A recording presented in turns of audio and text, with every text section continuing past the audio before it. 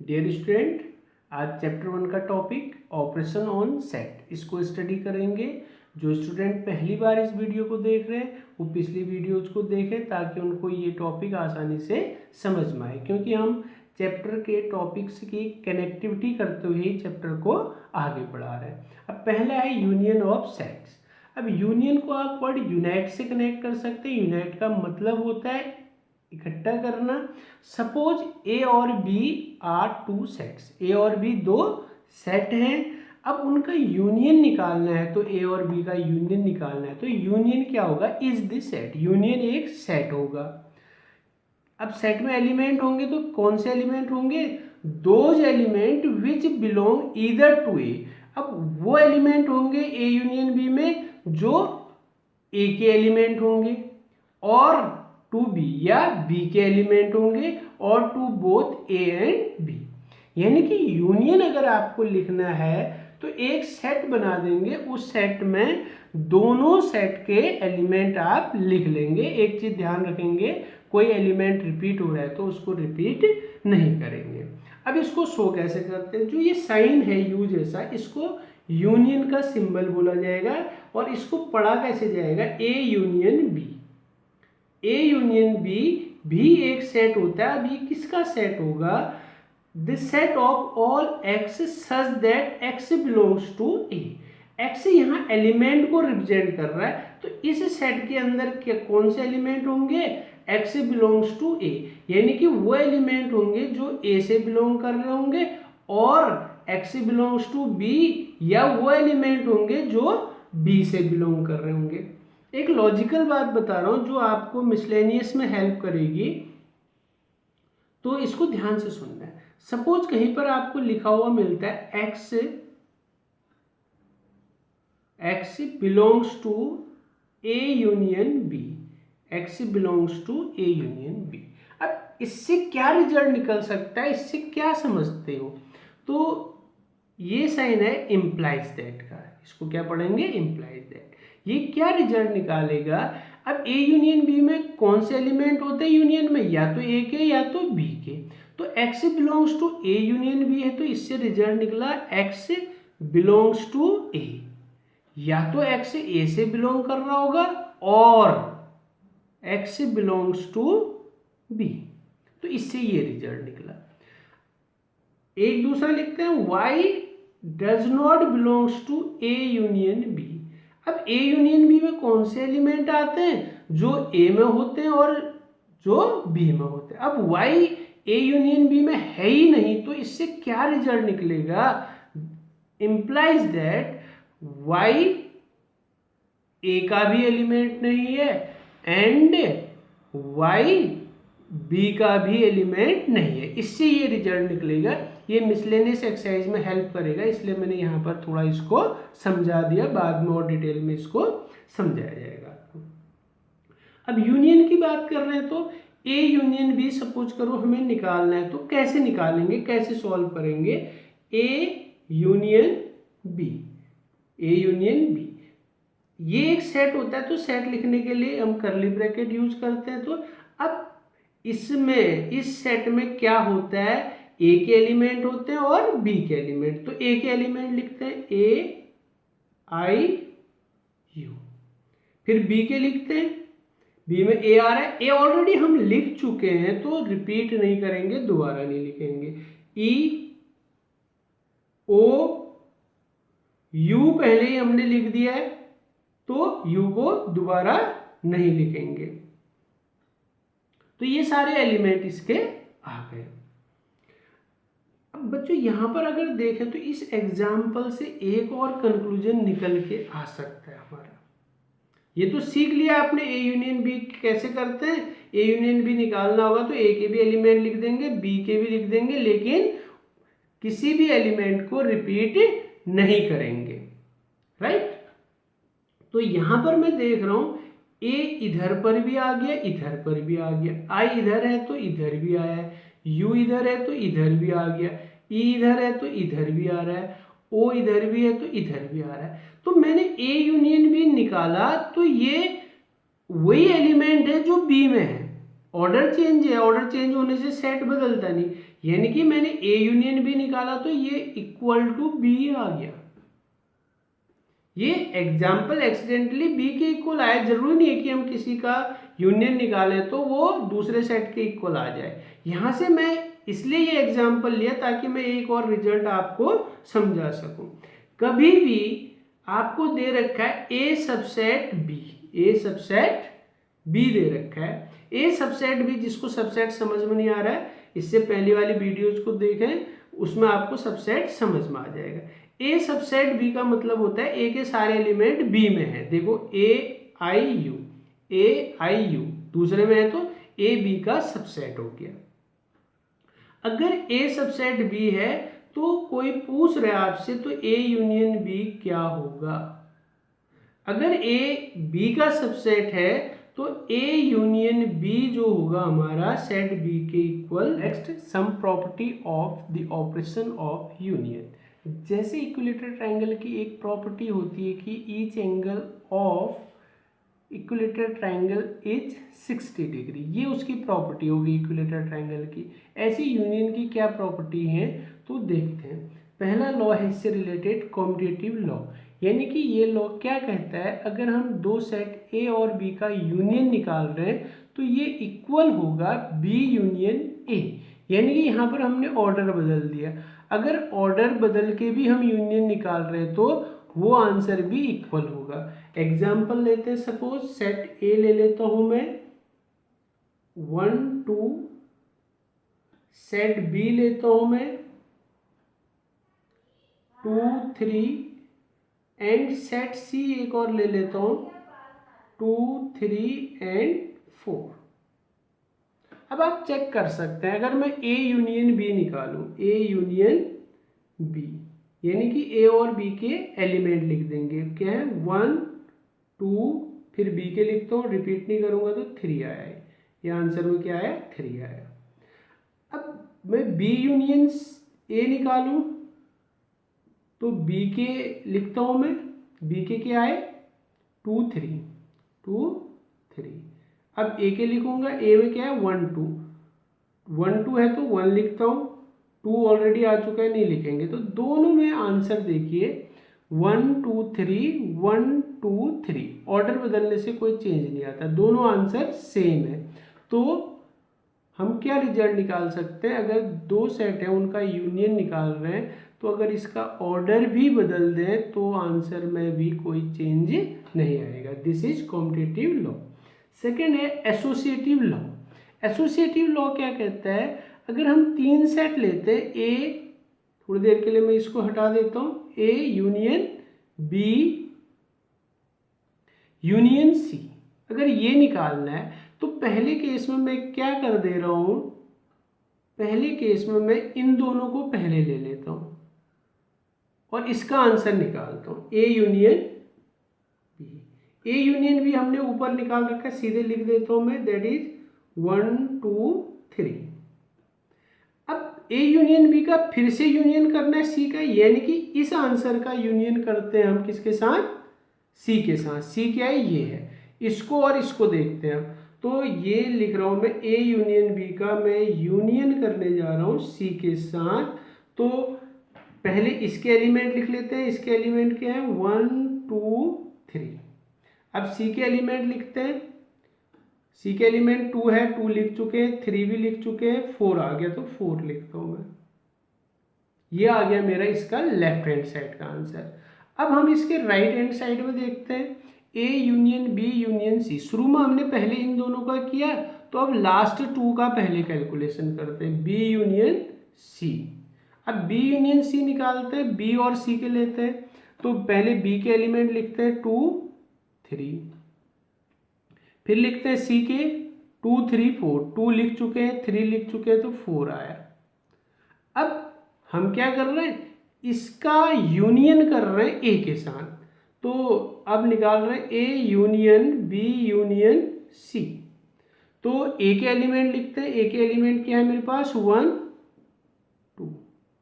अब B union सी के लिखता हूं, बी यूनियन सी की एलिमेंट है, 2 लिख चुके हैं नहीं लिखेंगे, 3 आएगा और 4 आएगा। अब दोनों आंसर देखते हैं, लेफ्ट हैंड साइड का आंसर, राइट हैंड साइड का आंसर। तो लेफ्ट हैंड साइड का आंसर है 1 2 3 4, यहाँ भी है 1 2 3 4। तो अगर हम 3 सेट हैं, किसी भी 2 को सिलेक्ट करके पहले उनका आंसर निकाल के तीसरे के साथ उसको कर रहे हैं, किसी भी 2 को पहले करके उसका आंसर तीसरे के साथ कर रहे हैं, तो वो दोनों आंसर इक्वल होंगे। तो ये हो गया हमारा लॉ, एसोसिएटिव लॉ। अगला लॉ है लॉ ऑफ आइडेंटिटी एलिमेंट। अब आइडेंटिटी एलिमेंट फाई को यूनियन का आइडेंटिटी बोलते हैं, यानी कि कोई ऐसा सेट है जिसका किसी सेट के साथ यूनियन निकाले तो आंसर वही सेट आए। तो फाई में कोई भी एलिमेंट नहीं होता है, तो ए यूनियन अगर मैं फाई निकालना चाहूँ, ए यूनियन फाई, तो ए के एलिमेंट लिखता हूँ 1 2। अब फाई नल सेट है, नल सेट के बारे में नहीं आता तो आप पहला वीडियो देखा मेरा। तो नल सेट क्या होता है, जिसमें कोई भी एलिमेंट नहीं आता है, तो इसमें कोई एलिमेंट नहीं है तो लिखेंगे ही नहीं, तो ये आया 1 2। अब 1 2 ऑलरेडी व्हाट इज ए, तो मैंने ए यूनियन फाई निकाला, वो आया ए के इक्वल। तो ये हो गया हमारा law of identity element, and phi is called identity of union. Next idempotent law. अब ये लॉ ये क्या कहता है, अगर हम किसी सेट का उसी सेट के साथ यूनियन निकाल दें तो आंसर क्या होगा, तो आंसर होगा वही सेट। देखते हैं, ए का ए के साथ यूनियन, इसका इसी के साथ यूनियन करना है, तो ए के एलिमेंट लिखते हैं क्या है 1 2, फिर से ए के लिखेंगे तो क्या आएगा 1 2 ही लिखना पड़ेगा, लेकिन 1 2 ऑलरेडी आ गए तो नहीं लिखेंगे, तो ये 1 2 आया। अब 1 2 नथिंग बट सेट ए। तो आइडेंपोटेंट लॉ में क्या कहता है ये, अगर किसी सेट का उसी सेट के साथ यूनियन करेंगे तो आंसर वही सेट आएगा। Next law of universal set. अब लॉ ऑफ यूनिवर्सल सेट क्या कहता है कि अगर यूनिवर्सल सेट के साथ किसी सेट का यूनियन किया जाए, जो ये दिख रहा है सिंबल, ये यूनिवर्सल सेट का सिंबल है, अगर यूनिवर्सल सेट का यूनियन निकाला जाए किसी भी सेट के साथ तो वो आएगा हमारा, सॉरी ए नहीं आएगा, यूनिवर्सल सेट ही आएगा। क्या आएगा, यूनिवर्सल सेट आएगा। Number 2 intersection of sets. What is intersection of sets? The intersection of two set A and B is the set. तो ए और बी का इंटरसेक्शन क्या होगा, एक सेट होगा ऑफ ऑल दोज एलिमेंट, उन सब एलिमेंट्स का which belong to both A and B, जो दोनों से बिलोंग करते हैं। यानी कि हम इंटरसेक्शन में वो एलिमेंट लिखेंगे जो सेट ए से भी बिलोंग करते हैं और सेट बी से भी, मतलब कॉमन एलिमेंट इसके लिख देंगे। सिंबॉलिकली इसको शो करते हैं हम ए इंटरसेक्शन बी, जो ये उल्टा यू का साइन है इसे हम इंटरसेक्शन का साइन बोलेंगे। अब ए इंटरसेक्शन बी भी एक सेट होता है, तो ये सेट किसका होता है, the set of all x such that x belongs to A and x belongs to B। यहाँ x इस सेट के एलिमेंट को शो कर रहा है, कैसे शो कर रहा है, x belongs to A, x A से भी बिलोंग कर रहा है, x B से भी, यानी कि सेट A और सेट B के कॉमन एलिमेंट्स यहाँ पर आ जाएंगे। एक एग्जांपल लेते हैं, सेट ए है और सेट बी, अगर इसका हमें इंटरसेक्शन निकालना है तो इंटरसेक्शन का साइन ये हुआ, इसको पढ़ेंगे ए इंटरसेक्शन बी। तो इसमें ये एक सेट होता है, तो सेट होता है तो सेट को कर्ली ब्रैकेट के अंदर लिखते हैं। अब इंटरसेक्शन में क्या लिखते हैं, कॉमन एलिमेंट। देखते हैं 1 इधर है तो उधर भी है, यस है तो 1 को लिख लेंगे। 2 इधर है, इधर कहीं नहीं दिख रहा है तो 2 को नहीं लिखेंगे। 3 इधर है, इधर नहीं है तो नहीं लिखेंगे। 4 इधर है, 4 इधर दिख रहा है तो ये आ गया। हमने केवल वो एलिमेंट लिख लिए जो दोनों में एक जैसे हैं, तो ये हो गया हमारा ए इंटरसेक्शन बी। आसान है, दोनों सेट से जो कॉमन एलिमेंट है वो लिख दो तो वो हो जाता है हमारा A intersection B. Some properties of operation of intersection. First competitive law. दो सेट हैं उनका हमने इंटरसेक्शन निकाला, यहाँ पर भी दो सेट है उनका इंटरसेक्शन। चेंज क्या दिख रहा है, यहाँ पर हमने ऑर्डर बदल दिया। ऑर्डर बदलने से आंसर में कोई चेंज नहीं आएगा, आंसर सेम रहेगा, इक्वल रहेगा। Next associative law. Associative law में अगर तीन हमारे पास है जिनका इंटरसेक्शन निकालना है, तो हमने शुरू के दो वाले पहले कैलकुलेट किए, उनका इंटरसेक्शन निकाला, फिर उस आंसर का इंटरसेक्शन थर्ड के साथ निकाल दिया। अगर हम ऐसा कर दें, लास्ट के दो का इंटरसेक्शन पहले निकालें, फिर उस आंसर का पहले वाले के साथ निकालें, तो भी आंसर इक्वल रहेगा, सेम रहेगा। ये हो गया हमारा एसोसिएटिव लॉ। मीन्स इंटरसेक्शन जो है एसोसिएटिव लॉ को भी फॉलो करता है और कॉम्पिटिटिव लॉ को भी फॉलो करता है। Next, law of null set and universal set. किसी सेट का नल सेट के साथ इंटरसेक्शन नल सेट होता है, समझना है, याद करना है। किसी सेट का नल सेट के साथ इंटरसेक्शन नल सेट होता है। कैसे? इसमें कुछ एलिमेंट होंगे, नल सेट में कुछ भी नहीं होता है, इसमें कुछ नहीं है तो कॉमन कुछ भी नहीं आएगा, कुछ भी नहीं का मतलब नल सेट। यूनिवर्सल सेट का किसी सेट के साथ इंटरसेक्शन खुद वो सेट हो जाएगा, क्योंकि यूनिवर्सल सेट क्या होता है, जिसमें सब होते हैं, सारे एलिमेंट होंगे, तो ए के भी सारे एलिमेंट होंगे, ए के जितने एलिमेंट होंगे वो इस सेट में दिख रहे होंगे, तो कॉमन क्या आ जाएगा, इसी के एलिमेंट आ जाएंगे, इसी के एलिमेंट मतलब सेट ए आ गया। Next, idempotent law. तो किसी सेट का उसी सेट के साथ इंटरसेक्शन भी क्या आएगा, वही सेट आएगा, क्योंकि ये भी सेट है ये भी सेट है, तो जो एलिमेंट इधर होगा वही इधर होगा, तो कॉमन एलिमेंट वही हो जाएंगे जो ए में है, तो वो खुद ए सेट हो गया। Next, distributive law. A intersection B union C. यहाँ पर आपको इंटरसेक्शन और यूनियन का भी दिख रहा है साइन, तो आप इसको बोल सकते हैं distributive law of intersection over union. इसको थोड़ा डिटेल में लेते हैं, तो इसके लिए सपोज करते हैं हम एग्जांपल लेते हैं। एग्जांपल क्या लेते हैं, सेट ए में लिख देता हूँ set A 1 2 and set B ले लेते हैं हम 2 3 और सेट सी ले लेता हूं मैं सेट सी 2 3 एंड 4। तो ये मैंने तीन सेट ले लिए। अब इस चीज को समझते हैं, तो लेफ्ट हैंड साइड में इसके देखता हूं, लेफ्ट हैंड साइड में क्या है, A intersection B union C. तो पहले इसको कैलकुलेट करता हूं मैं, बी यूनियन सी। अब बी यूनियन सी का मतलब क्या होता है, बी के भी एलिमेंट और सी के। पहले बी के लिखते हैं, बी के क्या है 2 3। अब सी के क्या है 2 ऑलरेडी आ चुका है, नहीं लिखूंगा, 3 नहीं लिखूंगा, 4 लिखूंगा, तो ये आ गया। अब बी यूनियन सी का इंटरसेक्शन ए के साथ। अब इस आंसर का इंटरसेक्शन करना है ए के साथ, तो ए और इसमें कॉमन क्या हो गए, तो इसकी लेफ्ट हैंड साइड अगर पूरी देखें, A intersection B union C, तो ये क्या आ जाएगा, इसका बी यूनियन सी ये है, इसका इसके साथ इंटरसेक्शन क्या आएगा 1 2, केवल 2 कॉमन हो रहा है, दोनों में क्या हो रहा है 2 कॉमन आ रहा है, तो इसका आंसर 2 हुआ, ये हो गया। अब राइट हैंड साइड देखें, तो राइट हैंड साइड में क्या करना है हमें, A intersection B union A intersection C निकालना है। तो सबसे पहले मैं ए इंटरसेक्शन बी निकालता हूं। ए इंटरसेक्शन बी का मतलब ए और बी में कॉमन, देखिए ए और बी में क्या कॉमन आ रहा है 2 आ रहा है, तो मैं 2 लिख देता हूं। फिर निकालना है मुझे ए इंटरसेक्शन सी। ए और सी में कुछ कॉमन आ रहा है, देखो 1 2 इधर आ रहा है, तो इधर 2 आ रहा है, यहां भी क्या आ रहा है 2 आ रहा है, राइट।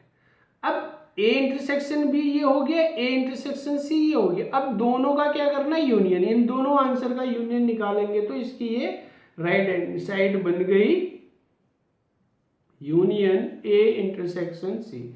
अब दोनों आंसर की, तो इसके एलिमेंट लिखते हैं, दैट इज 2।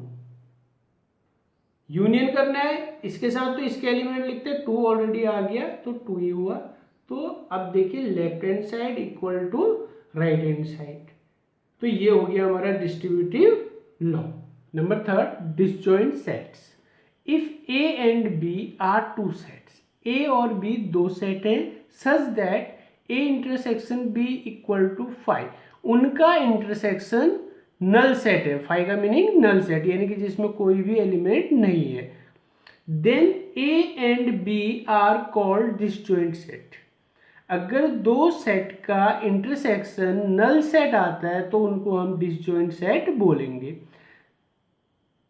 इंटरसेक्शन 5 आने का मतलब उनमें कोई भी कॉमन एलिमेंट नहीं होगा। एग्जाम्पल, आप सेट ए और सेट बी में देखें, कोई भी कॉमन एलिमेंट नहीं है तो ये क्या हो गया, डिसजॉइंट सेट हो गया। अगर इसको शो करना है तो आप ए इंटरसेक्शन बी निकालेंगे। ए इंटरसेक्शन में मीन्स ए और बी के कॉमन एलिमेंट, कॉमन एलिमेंट कुछ भी नहीं है तो ये जो हो गया नल सेट के इक्वल हो गया। अगर ये आ गया कि ए इंटरसेक्शन बी, देयरफॉर, तो हम लिख सकते हैं therefore A and B are disjoint set, disjoint sets.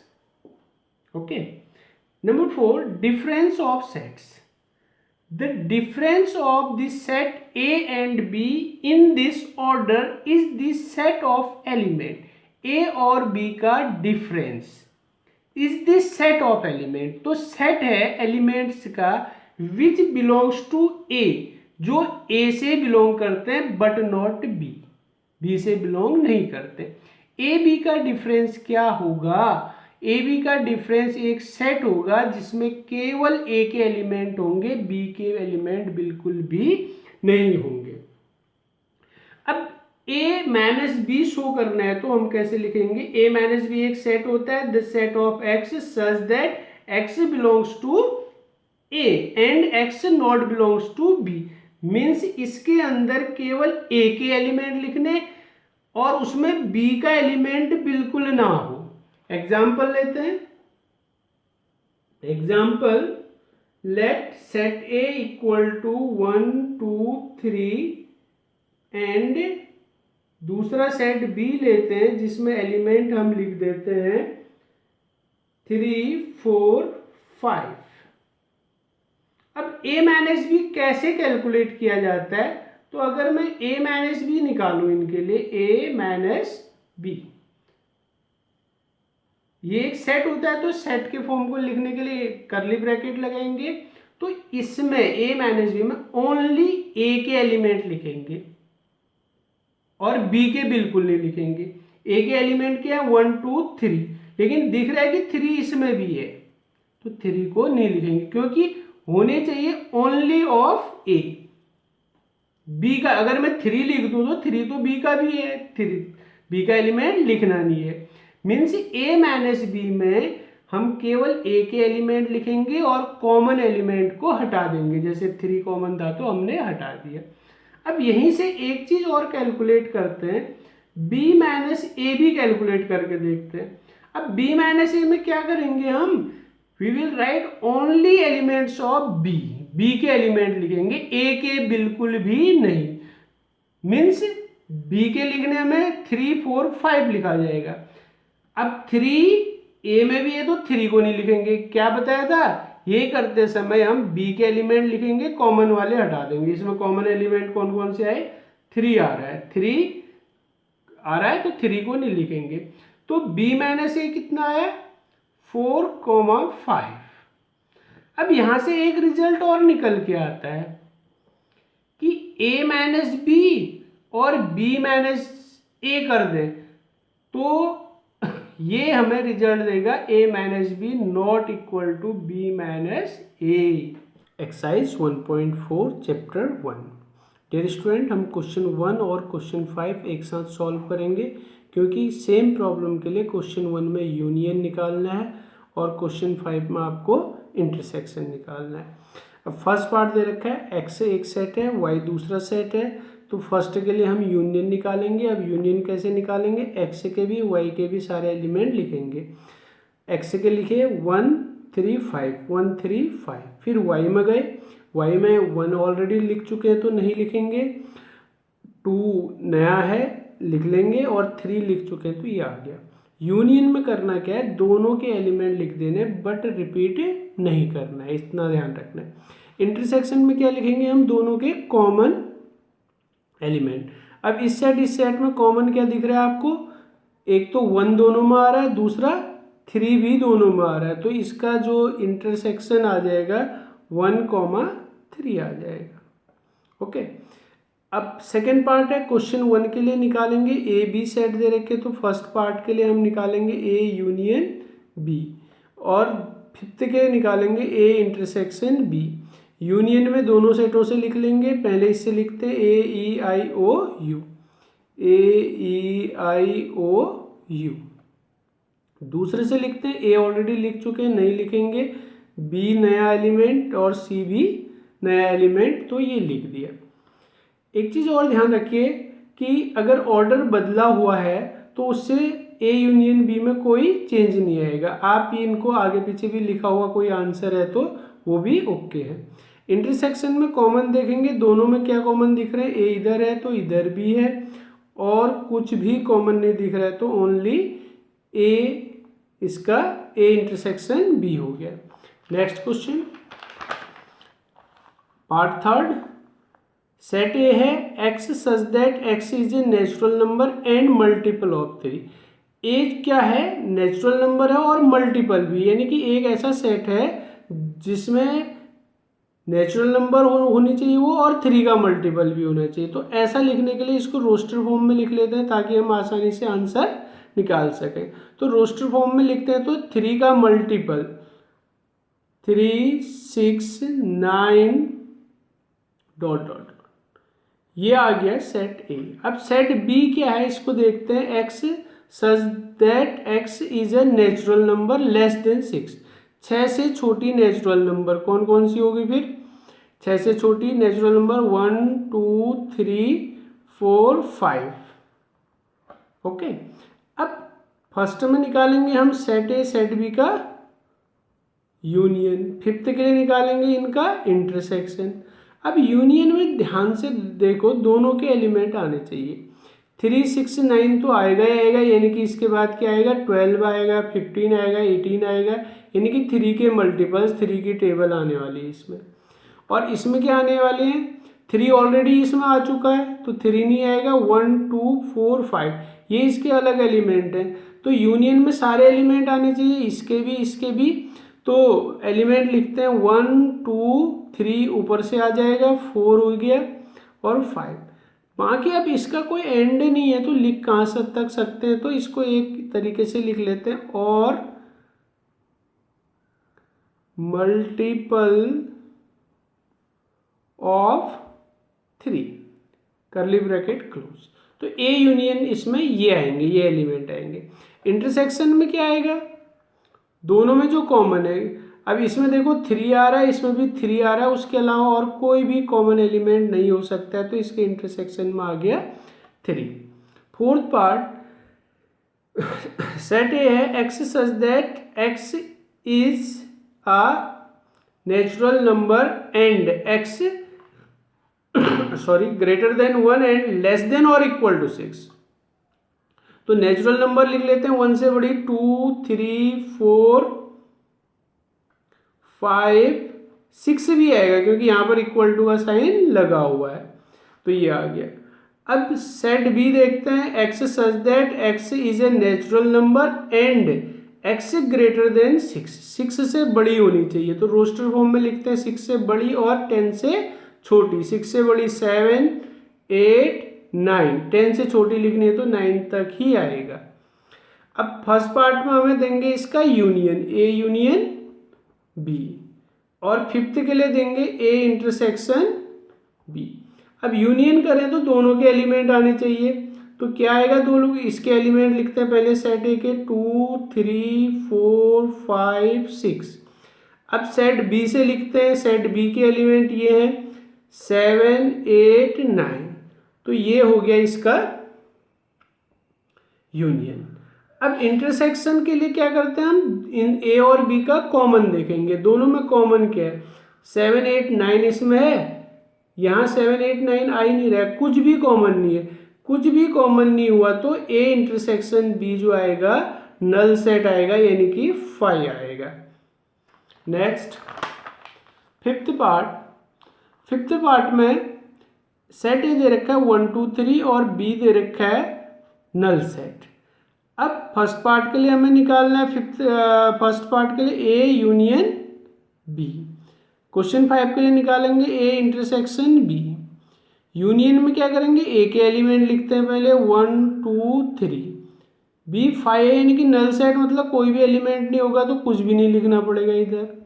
तो एक चीज ऑब्जर्वेशन कर रहे हैं तो 1 2 3 1 2 3 यानी कि जो यूनियन आया ए और बी का 1 2 3 आया यानी कि सेट ए आ गया। अगर चाहे तो इसको इक्वल टू सेट ए भी लिखा जा सकता है। इंटरसेक्शन में दोनों में कॉमन, यहाँ कुछ भी एलिमेंट नहीं है, यहाँ पर ये है तो क्या कॉमन आएगा, कुछ भी एक जैसा नहीं है दोनों में, तो ए इंटरसेक्शन भी आएगा 5। क्वेश्चन 2 चलते हैं। Let A equal to A comma B और सेट बी भी दे रखा है। तो इज ए सबसेट बी, वो कह रहा है कि इज ए सबसेट बी, ये सबसेट का साइन है, इसको आप समझिए। सबसेट का मतलब क्या होता है, अगर इसके सारे एलिमेंट सेट ए के सारे एलिमेंट बी में है तो उसे हम ए सबसेट बी कहेंगे। देखते हैं सेट ए के सारे एलिमेंट बी में दिख रहे हैं, इसके एलिमेंट है ए और बी, वो यहाँ दिख रहे हैं, तो इसका आंसर हो गया यस। वो पूछ रहा है इज ए सबसेट बी, क्या ए बी का सबसेट है, हमने लिख दिया यस। अब what is A union B, ये शुरू में भी हमने आपको बताया था। अब वो कह रहा है कि ए यूनियन बी क्या होगा। जब भी ए सबसेट बी दे रखा है तो ए यूनियन बी जो होगा बी के इक्वल होता है, इक्वल टू बी। आप इसको शो कर सकते हैं, जैसे जो सेट दे रखा है इस सेट में से हम निकाल लेते हैं ए यूनियन बी निकालते हैं। तो ए के एलिमेंट लिखते हैं ए एंड बी, फिर बी के लिखते हैं ए और बी आ चुके हैं, नहीं लिखते सी। तो यहाँ पर आपने देखा ए बी सी आया। अब A B C nothing but set B, तो ए यूनियन बी किसके बराबर हो गया, सेट बी के बराबर हो गया। अब क्वेश्चन नंबर 3 इसी से रिलेटेड है। If A and B are two sets such that A subset B, तो सॉरी गिवन में दे दिया, इसमें गिवन ए सबसेट बी, ये ऑलरेडी आपको दे रखा है ए सबसेट बी। तो then what is A union B, therefore A union B क्या होगा, जब ए बी का सबसेट है तो ए यूनियन बी बी के इक्वल होता है, जो कि इसमें बताया और एग्जाम्पल से हमने प्रूफ भी कर दिया। Number 4, if A B C D, ये 4 आपको सेट्स दे रखे हैं, हमें फाइंड करना है बी यूनियन डी। मैं फोर्थ पार्ट कर रहा हूँ क्वेश्चन नंबर 4 का। तो फोर्थ पार्ट में बी यूनियन डी का मतलब पहले बी के एलिमेंट लिखो, बी 3 4 5 6। अब डी के लिखते हैं, डी में क्या आ रहा है 7 8 9 10। यूनियन में हम दोनों के एलिमेंट लिखेंगे लेकिन रिपीट नहीं करेंगे। अब 6th पार्ट में जाता हूँ मैं इसके। तो ए यूनियन बी है, फिर यूनियन डी है, तो मैं इसको क्या करता हूँ, पहले मैं ए यूनियन बी निकाल लेता हूँ। तो ए यूनियन बी सॉल्व किया जाएगा पहले।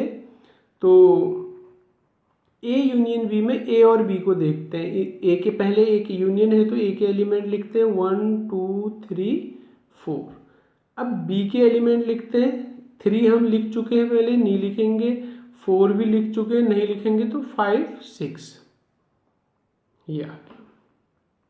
अब इसका यूनियन करना है डी के साथ, तो इस आंसर का इसका हम यूनियन करेंगे डी के साथ, तो वो हो जाएगा A union B union D. तो इसका आंसर ये और इसका डी के साथ करते हैं। तो ये और डी को देखते हैं, इसके लिख लेते हैं ए यूनियन बी के सारे एलिमेंट लिखते हैं 1 2 3 4 5 6। अब डी से देखते हैं, डी से कितना आएगा 7, तो 7 लिख देते हैं। 7 के बाद 8 है डी में, 8 9 10। तो ये हमारा आ गया A union B union D. अब सेवेंथ पार्ट में जाते हैं। सेवेंथ पार्ट में B union C union D. तो यहाँ पर भी मैं पहले बी यूनियन सी निकाल लेता हूँ। बी यूनियन सी निकालते हैं। तो बी और सी के एलिमेंट देखते हैं। पहले मैं बी के एलिमेंट लिख लेता हूँ, 3 4 5 6। अब सी के लिखता हूँ मैं। सी में 5 6 ऑलरेडी बी में आ गए तो इनको नहीं लिखते, आएगा इसमें 7 8। ये आ गया बी यूनियन सी। अब बी यूनियन सी को करना है किसके साथ? डी के साथ। तो B union C union D. तो अब इसका आंसरिंग ये है, तो इसका इसके साथ करना है तो हम क्या करते हैं, इसके एलिमेंट लिख लेते हैं। इसके एलिमेंट ये है 3 4 5 6 7 8। अब डी के लिखते हैं। अब डी के एलिमेंट ये हैं। डी के एलिमेंट से 7 8 ऑलरेडी इधर आ चुका है, तो बचा कितना? 9 एंड 10। तो 9 और 10 इसमें दो एलिमेंट और ऐड हो जाएंगे। ये आंसर हो गया B union C union D. अब बच्चों इसमें मैंने कुछ पार्ट किए, बाकी आपको मैं होमवर्क दे रहा हूँ। इसमें होमवर्क आपका आ गया क्वेश्चन 4 का फर्स्ट पार्ट, सेकंड पार्ट नहीं किया मैंने, थर्ड पार्ट, फोर्थ पार्ट मैंने कर लिया था, तो फिफ्थ पार्ट आपके लिए हो गया। ये जो क्वेश्चन आपके होमवर्क में डू योरसेल्फ, आसान है, वो शुरू से यही करते आ रहे हैं तो आप कर सकते हैं। Question number 6। अब फिफ्थ क्वेश्चन हमने क्वेश्चन 1 के साथ सॉल्व कर लिया था, तो अब करते हैं क्वेश्चन नंबर 6। 6 में भी हमें 4 सेट दे रखे हैं और हमें फाइंड करना है ए इंटरसेक्शन बी। तो इंटरसेक्शन में क्या करते हैं, कॉमन लेते हैं। ये फर्स्ट पार्ट है, फर्स्ट पार्ट का सॉल्यूशन में ए इंटरसेक्शन बी। तो ए और बी में कॉमन देखते हैं। ए और बी में आपको कॉमन 7 दिखाई दे रहा है, कॉमन 7 के साथ साथ 9 भी दिखाई दे रहा है, 9 के साथ साथ 7 9 11, ये कॉमन है। तो ए इंटरसेक्शन बी आ जाएगा 7 9 एंड 11। ओके, अब यहाँ पर A intersection B union D निकालना है, बी यूनियन डी। तो सबसे पहले मैं बी यूनियन डी निकाल लेता हूँ इसमें। तो B union D, B union D निकालता हूँ। तो सबसे पहले बी और डी, बी के एलिमेंट लिखता हूँ। बी के एलिमेंट है 7 9 11 13। अब यूनियन है तो डी के भी देखता हूँ। डी के हैं 15 एंड 17। अब इसका इंटरसेक्शन ए के साथ, तो A intersection B union D, B union D. B union D ये है तो इसको देखेंगे और ए को। ए और इसमें कॉमन क्या है, तो कॉमन हमें क्या दिखाई दे रहा है, 3 5 7 दिखा रहा है। ये 7 इसमें भी आ रहा है एंड 9 आ रहा है और 11 आ रहा है। तो इसमें भी 7 9 11 7 9 11 इसमें कॉमन आ रहा है। तो ये हो गया हमारा इसका intersection. Okay, next 9th part, A intersection B, intersection B union C. तो इसको सॉल्व करने के लिए पहले हम पार्ट वाइज इसको सॉल्व करते हैं। तो A intersection B, A intersection B हमने पार्ट फर्स्ट में निकाल रखा है, तो डायरेक्ट उधर ही से लिख लेते हैं 7 9 एंड 11। पार्ट सेकंड में इसको सॉल्व करते हैं बी यूनियन सी। अब बी यूनियन सी में क्या होगा, बी के पहले एलिमेंट लिख लेते हैं। बी के हैं 7 9 11 13। अब सी के लिखते हैं। सी में हम देख रहे हैं कि 11 13 रिपीटेड है, इनको नहीं लिखेंगे तो ओनली 15। अब हम कर लेते हैं जो कंप्लीट आंसर देना है हमें, A intersection B. A intersection B मतलब इस सेट से, अब इस सेट का इंटरसेक्शन निकालना है किसके साथ, बी यूनियन सी के साथ, बी यूनियन सी। इन दो सेट्स का इंटरसेक्शन निकालना है। तो इन दोनों के कॉमन एलिमेंट देखते हैं। कोई कॉमन एलिमेंट है 7 9 11, 7 9 11 इधर भी है, 7 9 11 इधर भी है। तो 7 9 11 इसका आंसर हो गया। 10th पार्ट में क्या कह रहा है, ए यूनियन डी। तो ए यूनियन डी निकालते हैं हम सबसे पहले, ए यूनियन डी। तो ए और डी में देखते हैं। तो सबसे पहले ए के तो सारे लिख ही लेते हैं, 3 5 7 9 11। अब डी में देखते हैं।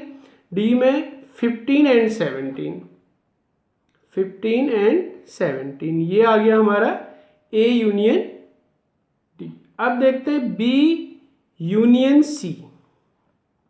B union C, B union C कितना हो रहा है? बी और सी में देखते हैं तो पहले बी के तो लिखते हैं 7 9 11 13।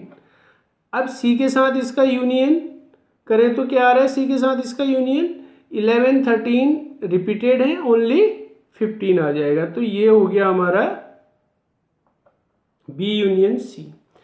अब इनका इंटरसेक्शन, ये जो नए सेट आए इनका इंटरसेक्शन, तो A union D intersection B union C. अब इन दोनों में देखते हैं कॉमन एलिमेंट क्या है। 3 7 नजर आ रहा है, 7 इधर है इधर भी है, 9 इधर है इधर भी है, 11 इधर है इधर भी है, 13 नहीं है, फिर आ रहा है हमारा 15 इधर भी आ रहा है और इधर भी आ रहा है। तो ये इसके कॉमन एलिमेंट है, तो इनको लिख देते हैं 7 9 11 एंड 15। तो ये हो गया आंसर इसका। नेक्स्ट क्वेश्चन, क्वेश्चन नंबर 7 वो हमसे कह रहा है if A is the set of x such that x is a natural number. X क्या है? नेचुरल नंबर है। बी भी एक सेट दे रखा है, सी भी दे रखा है, डी भी दे रखा है, फाइंड करना है ये। तो इसको सॉल्व करने के लिए सबसे पहले इनको रोस्टर फॉर्म में लिख लेते हैं। तो ए क्या कह रहा है हमसे, हमारे पास क्या है? A x is a natural number. Natural number है तो वो 1 2 3 4 5 6 सो ऑन, ये सेट ए हो गया एक्चुअली। अब सेट बी क्या है? X is an even natural number.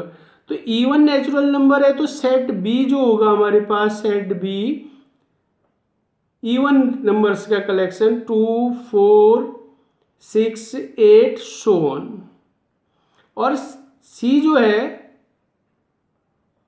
X is an odd natural number. Odd में क्या क्या आ गया? 1 आ गया, 1 के बाद 3 3 के बाद 5 5 के बाद 7 के बाद 9 सो ऑन, इसका भी कोई एंड नहीं।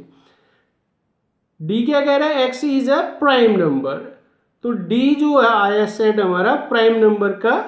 प्राइम 1 तो होती नहीं है, 2 फिर 3 फिर 4 नहीं होती है, 5 होती है, 6 नहीं होता है, 7 होता है, 8 नहीं, 9 नहीं, 10 नहीं, 11 होता है, फिर 13 फिर 17 सो ऑन, इतने तक लिखते हैं। ये आ गया।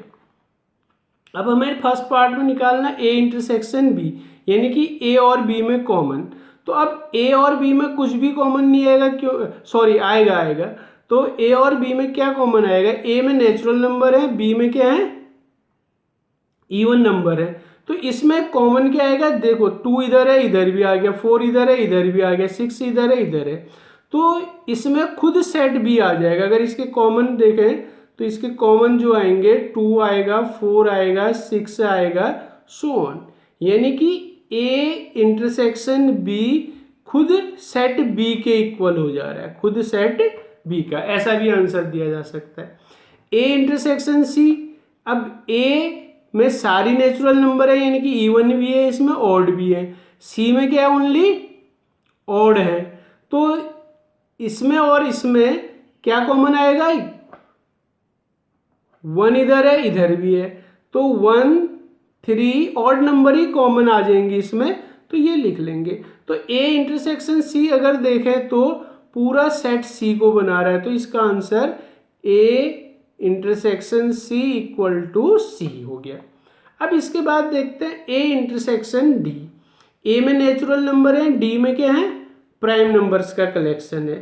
तो इसमें जो कॉमन आएगा, 2 इधर है इधर भी आएगा, 3 इधर है इधर भी दिख रहा है, और 5 इधर है इधर भी दिख रहा है। तो यानी कि इसमें जो कॉमन आने वाले हैं हमारे आने वाले हैं 2 3 5 7 सो ऑन। यानी कि ये खुद जो है एक सेट डी को बना लेता है। यानी कि हम लिख सकते हैं ए इंटरसेक्शन डी।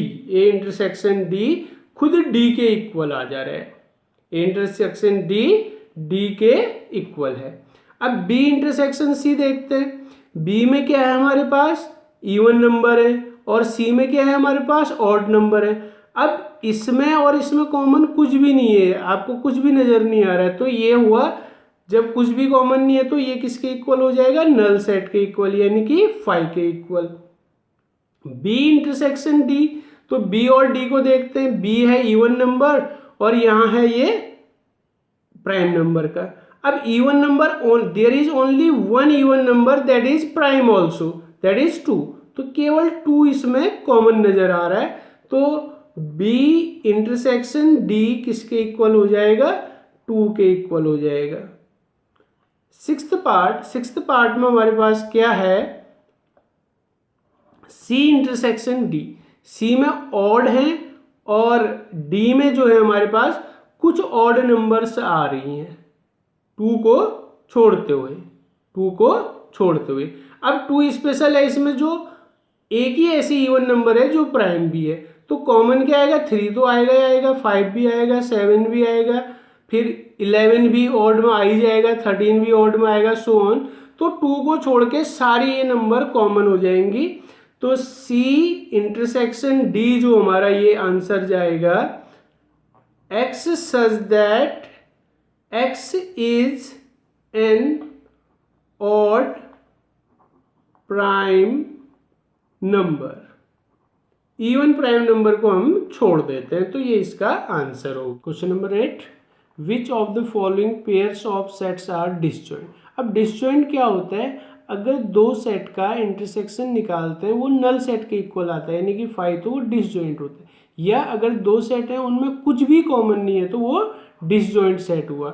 अब फर्स्ट पार्ट में दे रखा है 1 2 3 4 और दूसरा सेट दे रखा है x such that x is a natural number and x greater than equal to 4 and less than और इक्वल टू 6। तो इस वाले को, ये तो रोस्टर फॉर्म में दे रखा है, इसको अगर हम उस तरीके से लिखें, इसे सेट ए ले लेते हैं, सेट ए 1 2 3 4 और इसको ले लेते हैं सेट बी दूसरे वाले को। तो इसमें लिखते हैं हम ग्रेटर देन और इक्वल टू 4, तो 4 इंक्लूड होगा, 4 से बड़ा 5, 5 से बड़ा 6, 6 भी इक्वल दे रखा है तो 6 भी होगा, बस इधर ही तक आएंगे। अब इसमें देखते हैं कुछ कॉमन आ रहा है हमारा, यस 4 इसमें है तो इसमें भी है, कॉमन आ रहा है तो not a disjoint set, not a disjoint set, ये डिसजॉइंट सेट नहीं है। अब इसमें देखते हैं, इसमें साफ हमें कॉमन कुछ दिख रहा है, पहले चेक कर लेते हैं। तो ए तो कहीं नहीं है, ई नहीं है, आई नहीं है, ये ई नजर आ रहा है, ई जो है कॉमन, यानी कि कॉमन आ गया। अगर कॉमन कुछ भी नहीं है तो डिसजॉइंट होते हैं, तो कॉमन है तो ये भी क्या आ गया, नॉट अ डिसजॉइंट सेट, ये भी डिसजॉइंट सेट नहीं है। अब यहां देखते हैं x such that x is an even integer, ये इवन इंटीजर है, और यहां पर x is an odd integer. Even में ऑड नहीं आते हैं, ऑड में इवन नहीं आते, तो इसमें कुछ भी कॉमन नहीं होगा, तो ये वाला जो है थर्ड पार्ट है, ये डिसजॉइंट सेट है, डिसजॉइंट सेट थर्ड पार्ट है हमारा डिसजॉइंट। वो पूछ रहा है कि which of the following pairs of sets are disjoint, तो हमारा आंसर आएगा कि थर्ड पार्ट हमारा डिसजॉइंट सेट है। Next question number 9, if A B C D हमको सेट्स दे रखे हैं, फाइंड करना है ए माइनस बी। अब ए माइनस बी हमें फाइंड करना है, तो हम क्या करेंगे, ए माइनस बी का मतलब होता है we will write only element of a के ही एलिमेंट लिखेंगे, लेकिन ए और बी में जो कॉमन है उनको छोड़ देंगे। तो ए के और बी में कॉमन देखते हैं, सबसे पहले ए और बी में कुछ कॉमन आ रहे हैं, देखते हैं, नहीं है कॉमन, 12 कॉमन आ रहा है, तो 12 को नहीं लिखूंगा मैं, और 12 के बाद और कुछ कॉमन नहीं है, तो इसमें क्या आ जाएगा, 3 आएगा, 6 उसमें तो नहीं है, चेक करो, नहीं है, 9 तो नहीं आ रहा है बी में, तो लिख देंगे। 12 नहीं आ रहा है, 12 आ रहा है तो नहीं लिखेंगे, कॉमन वाले को छोड़ देंगे। 15 नहीं आ रहा है तो लिख देंगे। 18 नहीं आ रहा है, लिख देंगे। 18 के बाद 21 है तो 21 नहीं आ रहा है, लिख देंगे। तो a माइनस बी डिफरेंस निकालने का तरीका, केवल हम इनके एलिमेंट लिखेंगे लेकिन उन एलिमेंट को छोड़ देंगे जो b में भी होंगे। अब फर्स्ट पार्ट के बाद मैं चलता हूँ आपके पास ये फोर्थ पार्ट में b माइनस ए। अब b माइनस ए तो b के लिखेंगे लेकिन a में जो होंगे उनको छोड़ देंगे। 4 इधर आ रहा है, ऊपर आ रहा है, कहीं नहीं आ रहा है तो लिख देंगे, केवल b वाले लिखेंगे, बस कॉमन चेक करेंगे। 8 ऊपर कहीं नहीं है, लिखेंगे। अभी हमने चेक कर रखा है इसमें केवल 12 कॉमन है तो 12 छोड़ के बाकी सबको लिख देंगे। 12 छोड़ के 16 और 20 आ जाएंगे, तो ये b माइनस है। आसान है। a माइनस बी कैसे लिखेंगे, a के एलिमेंट लिखेंगे लेकिन कॉमन वाले छोड़ देंगे। b माइनस ए b के लिखेंगे, b और a में जो कॉमन है उनको छोड़ देंगे। अब c माइनस ए c के लिखेंगे और c और a में जो कॉमन है छोड़ देंगे, तो c के लिखते हैं। 2 इधर है, ऊपर तो नहीं दिख रहा है, a में नहीं दिख रहा है तो 2 आ जाएगा।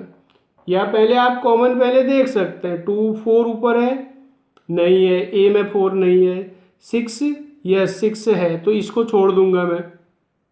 8 ऊपर नहीं है, इसको लिखा जाएगा। 10 भी नहीं है ऊपर। 12 यस 12 है तो 12 को छोड़ दिया जाएगा। 14 नहीं है तो लिखेंगे। 16 नहीं है तो इसको भी लिखेंगे। इसमें केवल 2 और 12 को छोड़ देंगे हम, तो क्या आ जाएगा 2 और 12 कह रहा था मैं, तो 6 और 12 को छोड़ेंगे। कॉमन एलिमेंट क्या है 6 एंड 12, तो 2 4 6 छूट जाएगा, 8 10 12 छूट जाएगा, 14 एंड देन 16 ये आ गया।